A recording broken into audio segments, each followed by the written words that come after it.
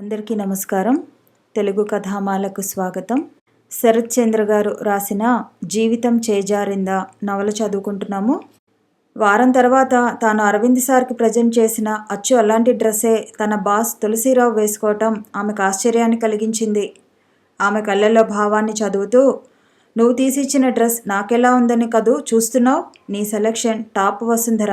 స్టాఫ్లో చాలామంది ఈరోజు నా బర్త్డే అనుకొని many returns of the day అని చెప్పారు అన్నాడు నవ్వుతూ. విషయం అర్థం చేసుకోవడానికి వసుంధరకి ఎక్కువసేపు పట్టలేదు. తన సీటు దగ్గరకు వచ్చి మీరిలా చేయటం బాగోలేదని మెసేజ్ పెట్టింది. ఏం చేశాను అదిరిపడుతూ జవాబిచ్చాడు. నేనెంతో ప్రేమగా, ఇష్టంగా, గౌరవంతో, ఆరాధనతో కొన్న డ్రెస్ని మా బాస్ తులసి గారికి ఇవ్వటం అసలు ఏం నచ్చలేదు అంది. అరవింద్ సంతోషంగా శ్వాస పీలుస్తూ, చంపేశావు పో, హడలి చచ్చాను. ఇలా చేయటం బాగోలేదని మెసేజ్ పెడితే నేనేం నేరం చేశానబ్బా అని బుర్ర బద్దలు కొట్టుకున్నా అన్నాడు. ఐ హార్ట్, నేను బొంగమూతి పెట్టుకున్నా అని మెసేజ్ పెట్టింది. సారీ వసు, నువ్వు ఇలా హర్ట్ అవుతావు అనుకోలేదు. నీ స్వెటర్ వేసుకునే భాగ్యానికి నోచిన వాణ్ణి నువ్విచ్చిన డ్రెస్ వేసుకుంటే మా ఆవిడ టార్చర్ భరించడం సాధ్యమా అన్నాడు. పకపకా నవ్వింది. సరే, మీరు చేసిన దానికి పనిష్మెంట్ ఇవ్వాలనుకుంటున్నాను అంది. అవశ్యం, చెప్పండి, ప్రాయశ్చితం ఎలాగో అన్నాడు. మళ్ళీ ఆ షాపింగ్ మాల్కి తీసుకెళ్ళండి అంది. మళ్ళీ డ్రెస్ తీస్తావా? ప్లీజ్ వద్దు వసు అన్నాడు. ఆశ దోశ అప్పడం అదేం కాదు, మీరే నాకు గిఫ్ట్గా ఒక శారీ తీసివ్వాలి అంది. అమ్మయ్య అని ఊపిరి పీల్చుకొని ఓకే డన్ అన్నాడు. అనుకున్నట్టుగానే మళ్ళీ షాపింగ్ మాల్కి వెళ్ళారు. కేవలం 500 రూపాయల్లో ఒక శారీ తీసుకుంది. అవాక్కయ్యాడు అరవింద్. ఇంత తక్కువలో కూడా శారీ కొనవచ్చా అనుకున్నాడు. తనకి బాగా గుర్తు, నెలకు 2000కు తగ్గకుండా శారీ కొనుక్కోవడం రేవతికి అలవాటు. వసుంధర సింప్లిసిటీ చాలా నచ్చింది. 3 రోజుల తర్వాత ఒక మెసేజ్ పెట్టింది. మాస్టారు బిర్లా టెంపుల్కి ఈవినింగ్ తీసుకెళ్లరు అడిగింది. ఓకే వసుంధర చెప్పాడు. ఇక మిమ్మల్ని ఎప్పుడూ విసిగించను, బహుశా ఇదే ఆఖరిసారి అంది. ఏయ్ ఏంటిది అన్నాడు నొచ్చుకుంటూ. నేనేమడిగినా చేస్తుంటారు, మీ కన్సర్న్ గొప్పది అంది. నువ్వు ఫీల్ అయ్యే స్థాయిలో నేనేం నీకు చేయడం లేదు. నీవి చిన్న చిన్న కోరికలు, షాపింగ్ మాల్, టెంపుల్ ఇవేగా అన్నాడు. ఆఫ్ కోర్స్, ఈ ఒంటరి పక్షికి అండగా రావటం గొప్పే కదా అంది. నవ్వుతూ మెసేజ్లో ఎమోషన్ చిహ్నం పెట్టాడు. సాయంత్రం తాను కొనిచ్చిన 500 రూపాయల శారీతో నవోన్మేషణంగా వచ్చింది వసుంధర. అంత తక్కువ ధర శారీలో కూడా ఆమె సహజ సిద్ధమైన అందం ద్విగుణీకృతమై కనిపించింది. మీ శారీ సెలెక్షన్ బాగుంది వసుంధర, మనస్ఫూర్తిగా చెప్పాడు. నవ్వింది. టెంపుల్లో దేవుడికి నమస్కరించాక ఇద్దరూ అక్కడికి దగ్గరలోని పాలరాతి ఫ్లోర్ మీద కూర్చున్నారు. చప్పున తలని అతడి పాదాల దగ్గర ఆంచి బ్లెస్ చేయండి అంది. పబ్లిక్ ప్లేస్ వసుంధర అన్నాడు మందలింపుగా. పర్వాలేదు, మీ దీవెనలు నా జీవితానికి ఆలంబనలు. ఈరోజు నా జన్మదినం. మా ఆయన చనిపోయాక మొదటిసారి మీ సమక్షంలో చేసుకుంటున్నాను అంది. అతడి హృదయం ఆనందంతో నిండిపోయింది. 10 కాలాల పాటు నువ్వు చల్లగా ఉండాలి నేస్తం అన్నాడు. ధన్యవాదాలు మాస్టారు అంది. ఆ క్షణం వాళ్ళని చూసిన వాళ్ళు అందమైన జంట, మంచి దంపతులని అనుకుంటారు. కాసేపు అవి ఇవి మాట్లాడాక, తులసి సార్ ఈ మధ్య బాగా ఎమోషనల్ అవుతున్నారు. వారి అర్ధాంగికి ఆరోగ్యం క్రిటికల్గా ఉందట కదా అంది. అరవింద్ కూడా బాధగా చూస్తూ, అవును వసుంధర, ఆల్రెడీ తనకి పెరాలసిస్ అటాక్ అయింది. ఇప్పుడు కిడ్నీ సమస్య కూడా తోడైంది అన్నాడు. నాకేం తెలివితేటలున్నాయి, ఆఫీసు బాధ్యతలు నాకు అప్పగించి వెళ్ళిపోతున్నారు అంది. మొదటిసారి ఆమె చేతులు పట్టుకొని తులసికి హెల్ప్ చేయవసు అన్నాడు. నడుస్తుంది, పెద్ద పెద్ద ప్రాజెక్టులు, నేను సబ్ జూనియర్ని, నేనేం వాళ్ళ మీద అజమాయిషీ చేయగలను అంది. అరవింద్ ఒక నిమిషం సాలోచనగా చూసి, తులసి సడన్గా అదృశ్యమయ్యేది భార్యను చూసుకోవడానికే. నేను చెబుతాను తనకి, తన స్థానంలో నువ్వెళ్ళు, ఆమెకు కొంత హెల్ప్ చేయవసు చెప్పాడు. నేనా అంది అప్రయత్నంగా.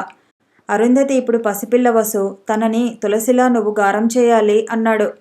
సరే ప్రయత్నిస్తాను అంది.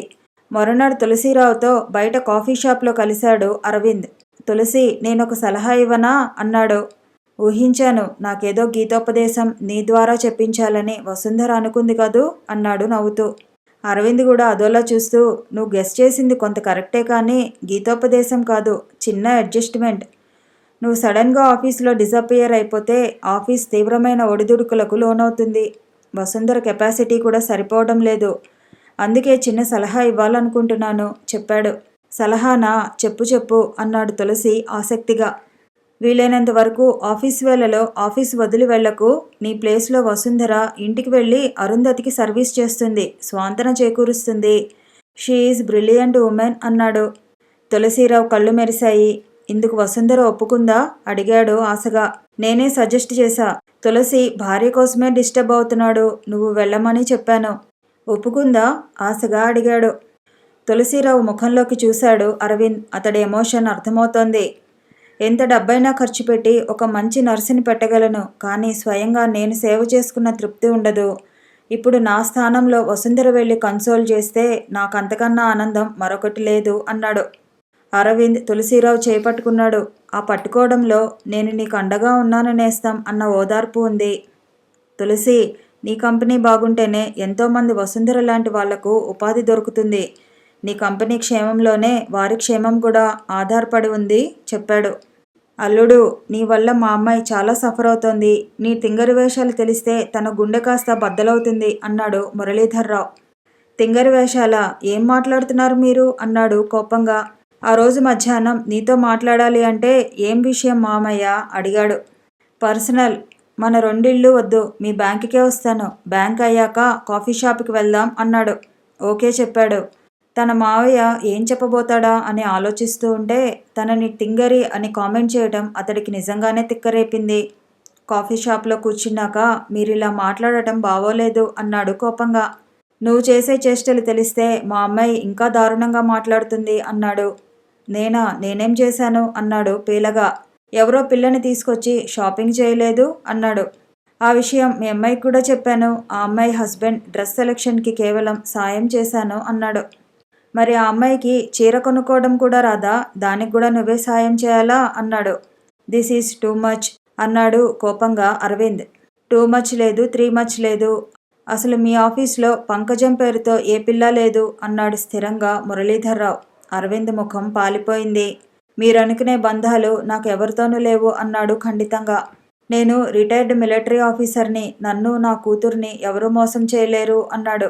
ఇక బుకాయించడం కన్నా నిజం చెబితే మంచిదే అనుకున్నాడు.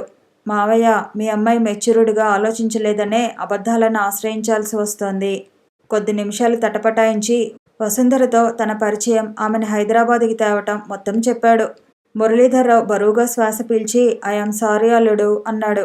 అరవింద్ రిలీఫ్గా ఫీల్ అయ్యాడు. ఎనీహౌ, ఇటువంటి పరిచయాలు ప్రమాదకరమైనవి. ఎప్పుడైనా వివాహేతర సంబంధాల్లోకి లాగుతాయి. బీ కేర్ఫుల్ చెప్పాడు. మావయ్య, నేను మీ అమ్మాయికి అన్యాయం చేయను చెప్పాడు. ఆ అమ్మాయికి న్యాయం చేస్తావనే నా భయం అన్నాడు. మీ మనసులను ఎప్పటికీ గాయపరచును అన్నాడు మురళీధర్రావు చేతిలో చేయివేస్తూ. ఓకే అల్లుడు, టేక్ కేర్ అని ముందుకు సాగాడు. విషయం రేవతికి చెప్పాలా వద్దా అని కాసేపు మదనపడ్డాడు. అలా చెప్పటం వల్ల అనుమానానికి బీజం వేసిన వాడవుతాడు అని మౌనం వహించాడు. వసుంధరని ఇంటి దగ్గర దింపాడు తులసీరావు. తనకు నేను లేని లోటు తీర్చి వసుంధర చెప్పాడు. నాకు చేతనైన సాయం చేస్తాను సార్. మ్యామ్ని నా కంటి రెప్పలా చూసుకుంటాను చెప్పింది. వసుంధరను చూసి అరుంధతి నొసలు ముడివేసింది. తులసి, ఈ అమ్మాయి ఎవరు అడిగింది. నీ మంచి చెడ్డలు చూడటానికి, ఇంటికి సాయంగా ఉండటానికి మీ అరవింద్ అన్నయ్య పంపాడు చెప్పాడు. అరవింద్ పేరు వినగానే అరుంధతి ముఖం ప్రసన్నంగా మారిపోయింది. వసుంధర అరుంధతి దగ్గరకొచ్చి నమస్తే మ్యామ్ అంది.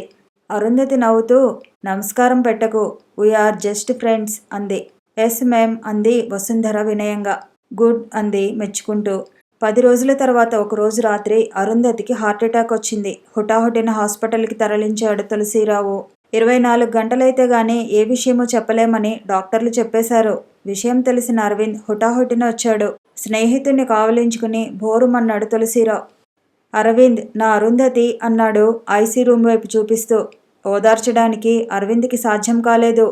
Please Tulasi, control yourself చెప్పాడు. నా కంటి వెలుగు గుప్పుగుప్పుమంటోందిరా అన్నాడు. అలా ఎందుకనుకుంటావ్? హార్ట్అటాక్ వచ్చిన వాళ్ళందరూ పోతారా అన్నాడు మందలిస్తూ. వసుంధర కూడా దగ్గరకొచ్చి మ్యామ్కేమీ కాదు సార్, మీరు ధైర్యంగా ఉండండి చెప్పింది. అలా చెప్పిందే కానీ ఆమె కళ్ళన్నీ అరవింద్ పైనే ఉన్నాయి. 10 రోజుల క్రితం తాను చూసిన దానికన్నా ఇంకా కృంగిపోయి ఉన్నాడు. తులసి, నువ్వు ఇంటికి వెళ్ళి రెస్ట్ తీసుకో, నేను వసు ఉంటాం చెప్పాడు. రాత్రంతా అతడు మేల్కొన్న విషయం గుర్తొచ్చి పర్వాలేదు అన్నాడు. లాభం లేదని తానే చొరవ తీసుకుని ఆఫీస్ డ్రైవర్నిచ్చి ఇంటికి పంపాడు. వెయిటింగ్ రూమ్లో కూర్చున్నారు ఇద్దరు. అరవింద్ కూడా ఒక మూలగా ఒదిగి కూర్చుని తనతో పాటు తెచ్చుకున్న ఏదో ఆంగ్ల నవల చదువుతున్నాడు. ఇద్దరి మధ్య మౌనమే రాజ్యమేలింది. అరుంధతి పూర్తిగా డాక్టర్ల పర్యవేక్షణలోకి వెళ్ళిపోయింది. కాసేపటి తర్వాత వసుంధర స్వరం కదిపింది. మీరేంటి ఇలా అయిపోతున్నారు అంది పొడిగా. అరవింద్ క్షణకాలం వసుంధర వైపు తేరిపారా చూస్తూ, నాకు కూడా జబ్బు ఉంది వసు, కానీ దాన్ని నయం చేసే వైద్యుడు లేడు అన్నాడు వైరాగ్యంగా నవ్వుతూ. వసుంధరకి కోపం వచ్చింది. ఊరంతా శకునాలు చెప్పే బల్లి కుడితిలో పడ్డట్టుంది మీరు చెప్పటం అంది. నిజమే అని మళ్ళీ పుస్తకం చదవడంలో నిమగ్నమయ్యాడు. కోపంగా బుక్ లాక్కుంది. హాస్పిటల్ వసు అన్నాడు. ఇక్కడ మనం లేకపోయినా వచ్చి నష్టం లేదు. మా ఇంటికి వెళ్దాం పదండి. మీ బాధలేవో నాకు చెప్పండి, ఏదో విధంగా సాయం చేస్తాను అంది ఆర్తిగా. నువ్వు సాయం చేయడమా అని వసుంధర చేతిలోంచి బుక్ లాక్కొని చదవటం మొదలుపెట్టాడు. వసుంధరకి కోపం ఎగదన్నుకొచ్చింది. ఇలాగైతే జాబ్ మానివేసి వెళ్తాను అంది. కదిలిపోయినట్టు చూశాడు. అలాంటి పిచ్చి పని చేయకు, ఇంతకంటే మంచి జాబ్ నీకు దొరకదు అన్నాడు మందలింపుగా. ఏం జాబ్? పేషెంట్ల మధ్య బ్రతుకుతున్నట్లుగా ఉంది అంది కోపంగా. నిరసనగా చూశాడు. అలా మాట్లాడకు వసు, అరుంధతి పసిపిల్లలాంటిది, తనకి సేవ చేస్తే భగవంతుడు నీకు మంచి చేస్తాడు అన్నాడు. నే చెప్పేది అరుంధతి గారి గురించి కాదు అంది. మరి అని అడగబోయి మళ్ళీ పుస్తకంలోకి తలదూర్చాడు. మీ మధ్య ఉంటే నేను పిచ్చిదాన్ని అయిపోతాను అంది కోపంగా. ఇప్పుడు కాకపోతే కదా అన్నాడు నవ్వుతూ. వసుంధర కూడా నవ్వేస్తూ, అరవింద్జీ మీరిలా నవ్వి ఎంతకాలం అయింది అంది. నవ్వాలని నాకు ఉంటుంది, నవ్వించేవాళ్ళు కావాలి కదా అన్నాడు. నన్ను తీసుకెళ్ళండి, నవ్విస్తూ ఉంటాను అంది. అప్పుడు కానీ మా రేవతి ఇద్దరిని కొట్టి చంపదు అన్నాడు నవ్వుతూ. మీరు మరీనండి మా ఆడవాళ్ళని విలన్లను చేస్తూ ఉంటారు అంది. విలన్స్ ఉంటేనే కదా హీరోయిజం ఎస్టాబ్లిష్ అయ్యేది అన్నాడు. ఇద్దరు మాటల్లో ఉండగానే అరవింద్ సెల్ మ్రోగింది. చెప్పు రేవతి అన్నాడు. మీరే చెప్పాలి, వెళ్ళినప్పటి నుంచి ఫోన్ చేయలేదు అంది. అదా, ప్రస్తుతానికి అరుంధతి అబ్జర్వేషన్లో ఉంచబడింది అన్నాడు. చూడ్డానికి రానా అడిగింది. మమ్మల్ని చూడనివ్వడం లేదు, నువ్వొచ్చి చూసేదేముందిలే అన్నాడు. అంటే అడిగింది రేవతి. నన్ను, తులసిరావు స్టాఫ్ని అన్నాడు. మరి మీరు అక్కడుండి చేసేదేముంది, వచ్చేసి వెళ్ళండి అంది. సరే ఫోన్ పెట్టు చెప్పాడు కోపంగా. అరవింద్ భార్యతో మాట్లాడటం గమనిస్తోంది వసుంధర. ఆ విషయం కాస్త పొలైట్గా చెప్పండి అంది వసుంధర. తను ఏమందో తెలుసా అన్నాడు కోపంగా అరవింద్. ఏమంటుంది అడిగింది. మిమ్మల్ని లోపలికి పోనివ్వనప్పుడు ఎందుకు అక్కడ రమ్మంటుంది, అది మనిషేనా అన్నాడు కోపంగా. వసుంధర కాసేపు ఏమీ మాట్లాడలేదు. స్థూలంగా ఒక విషయం అర్థమైంది ఆమెకు. అరవింద్కి రేవతికి కావలసిన దానికన్నా గ్యాప్ ఎక్కువైంది. అది తగ్గించడానికి తానేమైనా చేయగలదా ఆలోచించింది. అరవింద్జీ తలనొప్పిగా ఉంది, కింద ఫ్లోర్లో క్యాంటీన్ ఉంది, వెళ్ళి టీ తాగొద్దామా అడిగింది. వసుంధర అడిగిన తీరుకు ప్లీజ్ అయ్యి పద అన్నాడు. వసుంధర ప్రక్కన నడుస్తుంటే అతడికి ఎందుకో చాలా సంతోషం అనిపించింది. వసుంధర కూడా అంతే ఫీల్ అయింది. అరవింద్ తన పెన్నిది. అతడి ఆలంబనలోనే తాను కొత్త జీవితానికి శ్రీకారం చుట్టింది. తన వరకు అతడు దేవుడే. హాస్పిటల్ క్యాంటీన్లో ఒక మూలగా కూర్చున్నారు. పొగలు కక్కేటి తనే వెళ్ళి తెచ్చింది వసుంధర. టీ తాగి కాస్త కూల్ కండి మాస్టారు అంది. మధ్యలో అన్నాడు అరవింద్. నువ్వు చెప్పు వసుంధర, మేనర్స్ ఉన్నవాళ్ళు అలా అంటారా? మిత్రుడి భార్య చావు బతుకుల మధ్య ఉంటే మానసిక స్థైర్యం అందించడం కోసం మనం వచ్చాం. తిరిగి ఎప్పుడు వెళ్ళాలో మనం కదా నిర్ణయించుకోవాలి అన్నాడు కోపంగా. నిజమే, రేవతి అలా మాట్లాడి ఉండకూడదు అంది. మరు నిమిషం, అదే సందర్భంలో మీరు కూడా అది మనసుకు పట్టించుకోకూడదు అంది. అరవింద్ అదోలా చూసి వెళ్దామా చెప్పాడు. తిరిగి వెళ్ళేప్పుడు తులసిరావు ఫోన్ చేశాడు. రెస్ట్ తీసుకోమని బలవంతంగా పంపావు గాని నేనిక్కడ ఉండలేనురా, వస్తున్నా చెప్పాడు. అరవింద్ నవ్వుతూ వచ్చేయ్ చెప్పాడు. అరుంధతి మీద వీడికి ప్రేమ ఎక్కువ అన్నాడు. మీకు మాత్రం రేవతి గారి మీద లేదా అంది. చురుగ్గా చూస్తూ ఉంది అన్నాడు. మరి ఎక్స్ప్రెస్ యువర్ ఫీలింగ్స్ అంది. వసు, అక్కడ అరుంధతి మృత్యువుతో పోరాడుతుంటే ఇక్కడ మన జీవితాల గురించి చర్చలు జరుపుకోవటం అసందర్భం చెప్పాడు. ఆ విషయం నాకు తెలుసు, క్యాజువల్గానే మాట్లాడుతున్నాను స్వామి అంది అదోలా చూసి. నేను వస్తాను వసు, కాసేపట్లో తులసి వచ్చేస్తాడు అని బయటకు నడిచాడు. అరవింద్ వెళ్ళిపోయాక వసుంధర ఆలోచనలో పడింది. పాపం అరవింద్ గారు ఏ విషయంలో స్ట్రగుల్ అవుతున్నారు అనుకుంది. తానే విధంగా సాయపడగలను అనుకుంటూ ఆలోచనల్లో ఉండగానే తులసిరావు వచ్చాడు. ఇద్దరు ఎదురెదురుగా కూర్చున్నారు తప్ప ఇద్దరి మధ్య మౌనం రాజ్యమేలుతోంది. ఎట్టకేలకు గొంతు పెగిల్చుకొని, భయపడకండి సార్, మ్యామ్కేమీ కాదు అంది. నిజమా వసుంధర అన్నాడు. తప్పక కోలుకుంటారు సార్, ధైర్యం చెప్పింది. గంట తర్వాత డాక్టర్ ప్రహ్లాద్ బయటకు వచ్చి, తులసిగారు, now she is out of danger చెప్పాడు. Thank you sir, thank you చెప్పాడు. వసుంధర కూడా ఆనందపడింది. తులసి వెంటనే అరవింద్కి కాల్ చేసి విషయం చెప్పాడు. థాంక్ గాడ్ అని. సారీ తులసి, ఇంటి దగ్గర రేవతి ఎదురు చూస్తుందని వచ్చేశాను చెప్పాడు.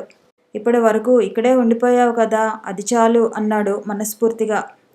నేను ఈవినింగ్ వస్తాను తులసి చెప్పాడు. తులసి ఫోన్ పెట్టేస్తే, అరవింద్ రేవతి విషయంలో చాలా స్ట్రగుల్ అవుతున్నాడు. ఎందుకో ఆమె ప్రతి విషయంలో వీడిని కార్నర్ చేస్తూ ఉంటుంది.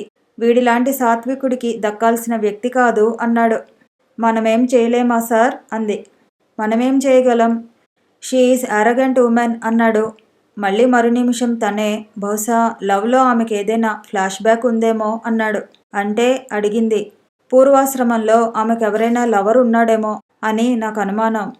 ఇలా వేధిస్తే అరవింద్ వదిలేస్తాడేమో అని అనుకుని ఉంటుంది. అలాంటిదేమీ ఉండదులేండి సార్, మనం ఊహించుకోవటం ఎందుకు? ఒకవేళ అలాంటిది ఉన్నా మూడు ముళ్ళు పడగానే ఆడదానికి భర్త పిల్లలే ప్రపంచం అవుతుంది అంది. అఫ్కోర్స్ అన్నాడతను. మృత్యువు చివరి వరకు వెళ్ళి అరుంధతి బయటకు వచ్చింది. ఆ రోజు వసుంధర చేపట్టుకొని కన్నీళ్లు పెట్టుకుంది. నీది ఏ జన్మ బంధమో, నాకు అమ్మలా సాయం చేస్తున్నావు అంది.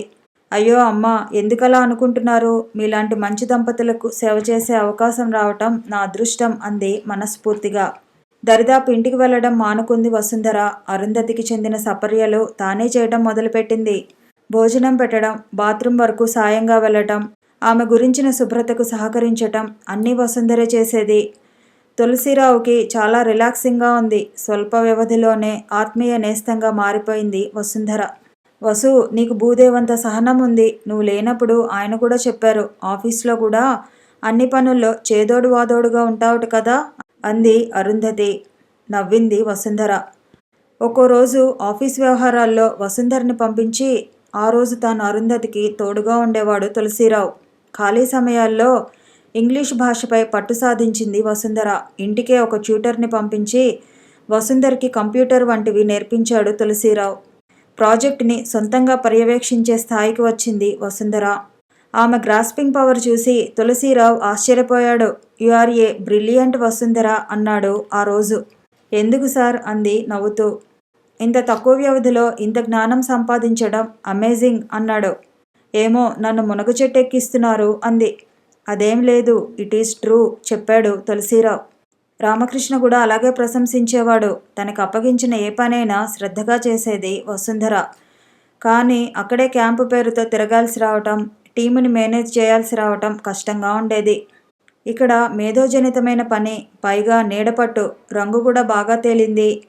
ఒకరోజు జాగ్రత్తగా తులసిరావు గమనించడం చూసి, ఏంటి సార్ అలా చూస్తున్నారు అడిగింది. కంపెనీలో చేరే నాటికి ఇప్పటికీ చాలా తేడా వచ్చింది నీలో అన్నాడు తులసిరావు. నిజమే, నీడపట్టు, పుష్టికరమైన ఆహారం. తులసిరావు ఇంట్లో ఉంటే వంట చేసే శ్రమ కూడా ఉండదు. వంట చేయడానికి పనిపిల్ల ఉండేది. ఇల్లు తుడవడానికి, గార్డెన్ కోసం ఒకరికి ముగ్గురు పనివాళ్ళు ఉండేవాళ్ళు.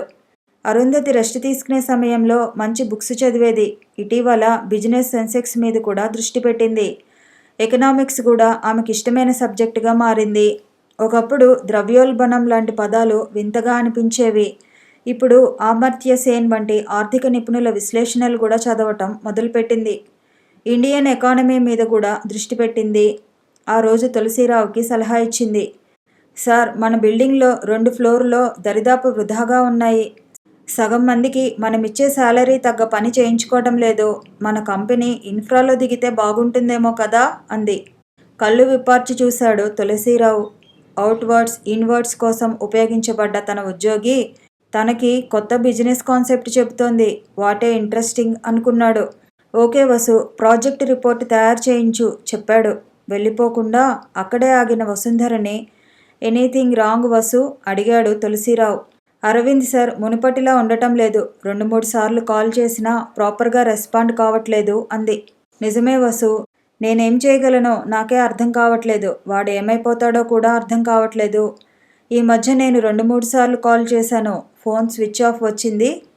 బ్యాంకుకి కాల్ చేస్తే లీవ్ పెట్టాడని తెలిసింది. లీవ్ పెట్టి వెళ్ళేంత రాజకార్యాలు వాడికేమున్నాయో అర్థం కావట్లేదు అన్నాడు. మీరొకసారి సార్తో మాట్లాడి కౌన్సిలింగ్ చేయండి సార్ అంది. కౌన్సిలింగా? వాడికి కౌన్సిలింగ్ చేసే స్థాయి మనకి ఉందా అన్నాడు విస్తుపోతూ. నా ఉద్దేశం అది కాదు సార్ అంటున్న వసుంధర మాటలకు అడ్డు తగులుతూ, అరవింద్ రచనలు చదివి తమ జీవితాన్ని బాగుపరుచుకున్న వాళ్ళు, ఈమెయిల్స్ పంపి సమస్యలకు పరిష్కారం అడిగేవాళ్ళు కోకొల్లలో, కానీ అతడికి సలహా చెప్పేవాళ్ళు ఉన్నారని నేను ఊహించలేను చెప్పాడు. ఎస్ సార్, నేను కూడా ఆయన ఫ్యాన్నే, కానీ ఇప్పుడు సమస్య ఆయన వ్యక్తిగత జీవితానికి సంబంధించినది చెప్పింది. ఓకే వసు, నేను ఒకసారి అరవింద్తో మాట్లాడతాను చెప్పాడు. అరుంధతి చిన్న చిన్న పనులు తానే చేసుకోవడం మొదలుపెట్టడంతో ఇద్దరూ ఆఫీస్పై దృష్టి పెట్టారు. బిజినెస్ పుంజుకుంది.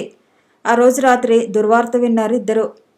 అరవింద్ మిద్దెపై నుండి దూకాడు. అది ఆత్మహత్యా ప్రయత్నమా, ప్రమాదమా ఎవరికీ అర్థం కాలేదు. బాల్కనీలోకి వచ్చిన రేవతి లబలబలాడుతూ హాస్పిటల్కి తీసుకెళ్ళింది.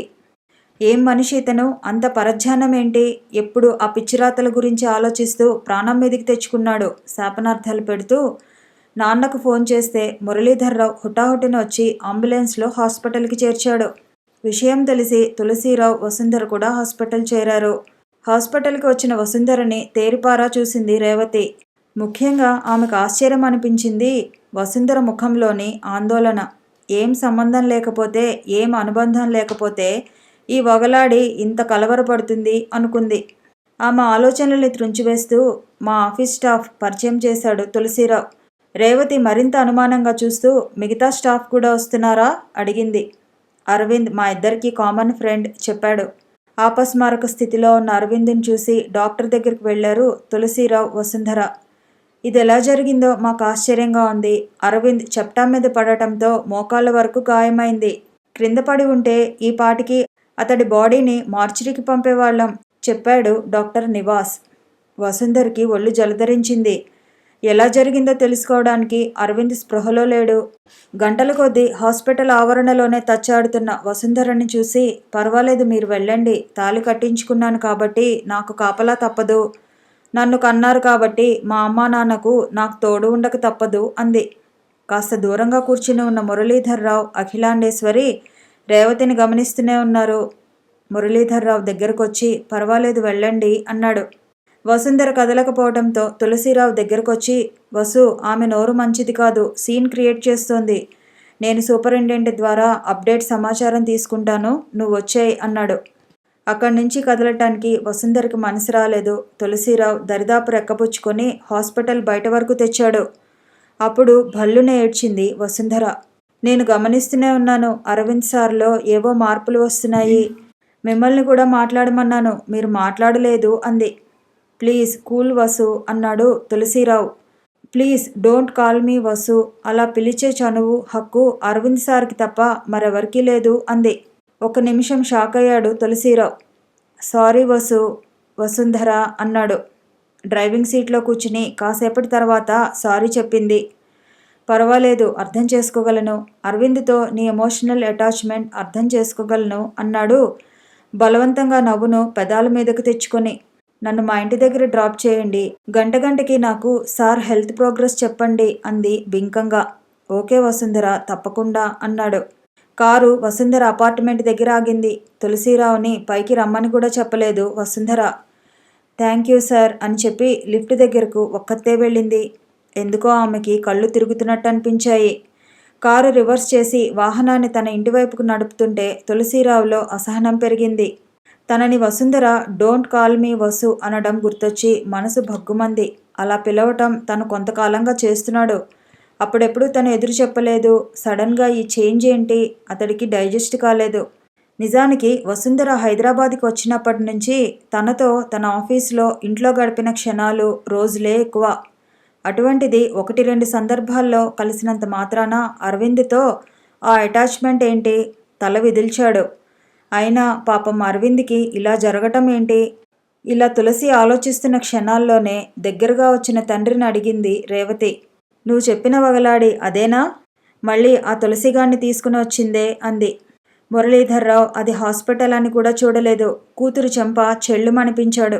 అఖిలాండేశ్వరి ఒక్క ఉదుటిన కూతురు దగ్గరకొచ్చింది. భర్త ఉగ్రరూపం చూసి వెనకడుగు వేసింది. సరిగ్గా నెల క్రితం మురళీధర్రావు భార్యతో అన్నాడు, మన రేవతి మరీ పెంకెగా తయారవుతోంది అఖిల అన్నాడు. భర్త వైపు నవ్వుతూ చూసి, అది మీ గారాల పట్టి కదా, ఏంటి ఇంత లేటుగా గుర్తించారు అంది. ఏం నేనొక్కడనే గారాబం చేశానా? నువ్వు చేయలేదా? అది ఆడింది ఆటగా, పాడింది పాటగా వ్యవహరించలేదా అన్నాడు కోపంగా. ఇప్పుడు నా మీద రంకెలు వేయడం దేనికిలేండి, విషయం చెప్పండి అంది. కాసేపు తటపటాయించి అల్లుణ్ణి కూతురు అనుమానించటం, గూఢచర్యం తనకు అప్పగించటం, అల్లుణ్ణి తాను నిలదీయటం అంతా చెప్పాడు. పిల్లాడు మంచివాడే కావచ్చు, అదెవరో మంచిది కాకపోవచ్చుగా అంది. అలా ఎందుకు అనుకుంటావు అఖిల? అల్లుడు గారిది మానవతా దృక్పథంతో చేసిన సాయం అని కూడా అనుకోవచ్చుగా అన్నాడు. సర్లేండి, ఈ మానవత్వాలే కదా కొంపలు ముంచేది, దానికి చెప్పండి. చెప్పేసి ఓ కన్ను వేసి ఉంచమనండి చెప్పింది. పొరపాటును కూడా ఆ పని చేయకు. ఆ కారణం చూసి అల్లుణ్ణి ఎండు చేపలా నీ కూతురు వేపుకు తింటుంది చెప్పాడు. మీ తిండిపోతు ఉపమానాలు ఆపండి. నేనే పిల్లకి కూల్గా చెప్పి అల్లుణ్ణి జాగ్రత్తగా చూసుకోమని చెబుతాను అంది. ఆ పేరుతో వాళ్ళ మధ్యకు జొరపడకు చెప్పాడు. కథ కొనసాగుతుంది. మళ్ళీ కలుసుకుందాము. ఈ వీడియో నచ్చితే లైక్ చేయండి, షేర్ చేయండి, కామెంట్ చేయండి, ఛానల్ని సబ్స్క్రైబ్ చేయండి.